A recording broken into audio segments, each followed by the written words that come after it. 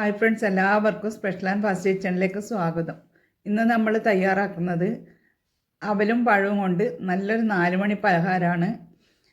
നല്ല പോലെ പഴുത്ത നേന്ത്രപ്പഴമൊന്നും വെറുതെ കളയണ്ട. നമുക്ക് ഇതുപോലെയുള്ള പലഹാരം ഉണ്ടാക്കിയാൽ നല്ല ടേസ്റ്റുള്ള പലഹാരം കിട്ടും. കഴിക്കാൻ നല്ല ടേസ്റ്റാണ്. ചായക്ക് 4 മണി പലഹാരമായിട്ടൊക്കെ കഴിക്കാൻ പറ്റും. ഈ പലഹാരം തയ്യാറാക്കാൻ വേണ്ടി 150 ml കപ്പിൽ 2 കപ്പ് അവലെടുത്തിട്ടുണ്ട്. 3-4 ഏലക്കായയുടെ അരിയും കൂടെ ഇതിലേക്ക് ഇട്ട് കൊടുത്ത് ഇത് നല്ല പോലെ ഒന്ന് വറുത്തെടുക്കണം. വറുത്തെടുക്കുന്ന പാകം എന്ന് പറഞ്ഞാൽ അവൽ കയ്യിലെടുത്ത് തിരുമ്പുന്ന സമയത്ത് പൊടിഞ്ഞ് വരുന്ന പാകത്തിൽ ഇത് ഓഫ് ചെയ്യുക. ഞാനിവിടെ കുത്തരിയുടെ അവലാണ് എടുത്തിട്ടുള്ളത്. ഏത് അവൽ വേണമെങ്കിലും എടുക്കുക. നല്ല അവലാണിത്, കുത്തരിയുടെ.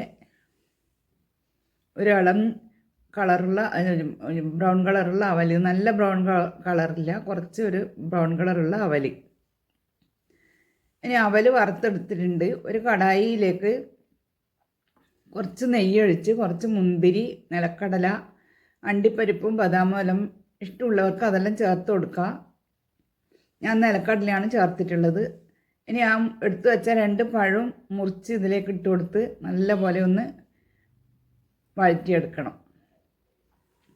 നെയ്യിൽ പഴവും നല്ല പോലെ വഴന്ന് ഒന്ന് ഉടഞ്ഞ് കിട്ടണം. അതുവരെ നമുക്ക് ഇത് ഇളക്കിയെടുക്കണം. നെയ്യിൽ ഈ പഴം ഇട്ട് മൂപ്പിക്കുമ്പോൾ നല്ല സ്മെല്ല് വരുന്നുണ്ട്. ഈ സമയത്ത് ഇതിലേക്ക് മധുരം വേണമെങ്കിൽ പഞ്ചസാരയോ ശർക്കരപ്പാനിയോ ശർക്കര പൊടിച്ചതോ ഒക്കെ ചേർത്ത് കൊടുക്കുക. ഞാനിതിൽ മധുരം ചേർക്കുന്നില്ല. പഴത്തിൻ്റെ ആ നല്ല മധുരം തന്നെയാണ് ഇതിൽ ഉള്ളത്. നല്ല പോലെ പഴുത്ത പഴമായതുകൊണ്ട് നല്ല മധുരമുണ്ട്.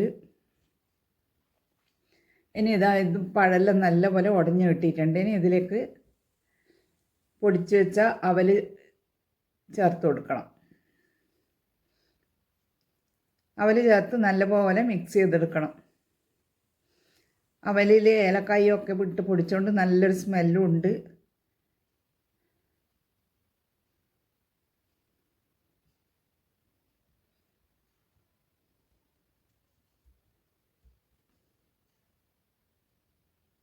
നല്ല പോലെ മിക്സ് ചെയ്ത്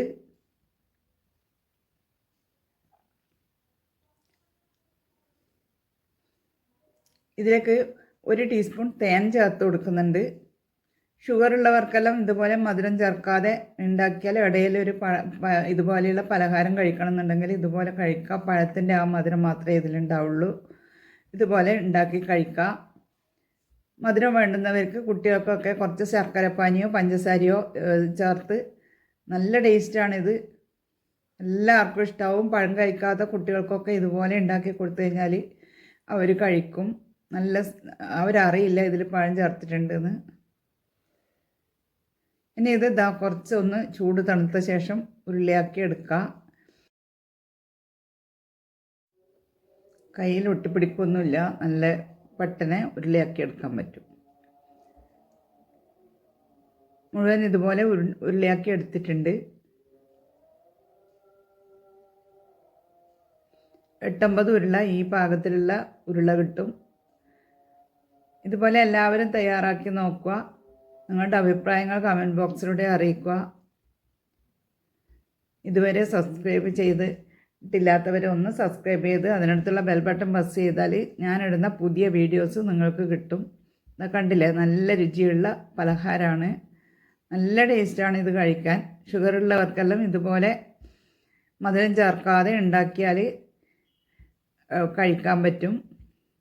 ആ പഴത്തിൻ്റെ മധുരം മാത്രമല്ലേ ഉണ്ടാവുള്ളൂ ഇതിൽ. നല്ലപോലെ പഴുത്ത് കറുത്ത പഴം ഇനി വെറുതെ കളയാതെ ഇതുപോലെയുള്ള പലഹാരം ഉണ്ടാക്കിയാൽ നല്ല ടേസ്റ്റുള്ള പലഹാരം കിട്ടുകയും ചെയ്യും. ഇതുണ്ടാക്കി കഴിഞ്ഞാൽ പാത്രം കാലിയാണെന്ന് അറിയില്ല. അത്രക്ക് ടേസ്റ്റാണ് ഈ പഴം